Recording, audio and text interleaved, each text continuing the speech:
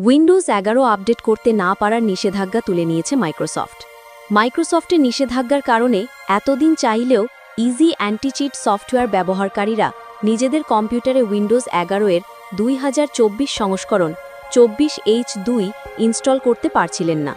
এই সমস্যা সমাধানে উইন্ডোজের ব্লু স্ক্রিন অফ ডেথ ত্রুটির সমাধান করে উইন্ডোজ 11 এর ইমার্জেন্সি আপডেট উন্মুক্ত করার পাশাপাশি ইজি অ্যান্টি-চিট সফটওয়্যার ব্যবহারকারীদের ওপর থেকে নিষেধাজ্ঞা প্রত্যাহার করেছে মাইক্রোসফট। ফলে এখন থেকে ইজি অ্যান্টি-চিট সফটওয়্যার ব্যবহারকারী সহজেই কম্পিউটারে উইন্ডোজের 11 সর্বশেষ সংস্করণ ব্যবহার করতে পারবেন।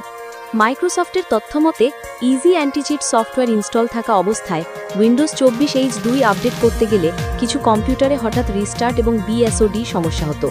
এই ত্রুটি দূর করে নতুন হালনাগাদ উন্মুক্ত করা হয়েছে। প্রসঙ্গত, ইজি অ্যান্টি-চিট একটি বহুল ব্যবহৃত গেম সুরক্ষা সফটওয়্যার যা Apex Legends, War Thunder, Dead by Daylight, Elden Ring, Rust, Squad ও NBA 2K25 সহ অসংখ্য অনলাইন মাল্টিপ্লেয়ার গেমে ব্যবহার করা হয়।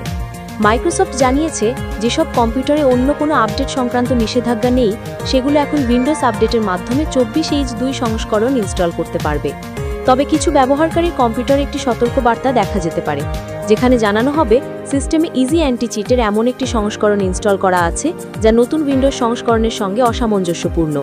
এ অবস্থায় নিয়মিত খেলা গেম চালু করে ইজি অ্যান্টি-চিট সফটওয়্যারটি হালনাগাদ করে নেওয়া যেতে পারে।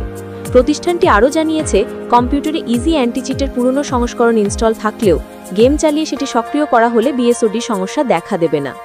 2024 সালের অক্টোবরে মাইক্রোসফট ইন্টেলের আল্ডার লেক ও ভিপ্রো প্ল্যাটফর্ম চালিত যন্ত্রও একই ধরনের সমস্যার কারণে 24H2 আপডেট স্থগিত করেছিল।